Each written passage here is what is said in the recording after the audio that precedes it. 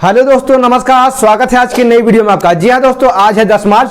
आज जब वीडियो आप देख रहे हैं करीब 8 से 9 के बीच में वीडियो हमारा अपलोड किया गया है और प्रमोद प्रेमी भैया का होली सॉन्ग धमाकेदार जो गाना वेब म्यूजिक से छूट गया है 6:15 पर। तो जाइए दोस्तों, उस गाने को देखिए और ढेर सारा प्यार दीजिए।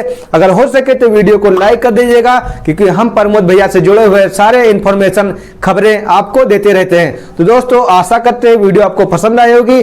ज़्यादा आपका समय नहीं लेंगे, जाइए वेब म्यूजिक पर क्लिक करिए, वीडियो देखिए। गाना बहुत ही बेहतरीन होने वाला है, क्योंकि हम ज़्यादा तारीफ इसलिए कर रहे हैं क्योंकि पढ़ाई चला था सॉन्ग जो आया था उसी का रीमेक करके होली का सॉन्ग बनाया गया है। जी हाँ दोस्तों, गाने का नाम देवरवा डारेला। जी हाँ दोस्तों, गाने का टाइटल यही है दोस्तों। यही टाइटल सर्च कर लीजिएगा, तुरंत आपको मिल जाएगा। चलिए दोस्तों, मिलते हैं किसी और अगली वीडियो में।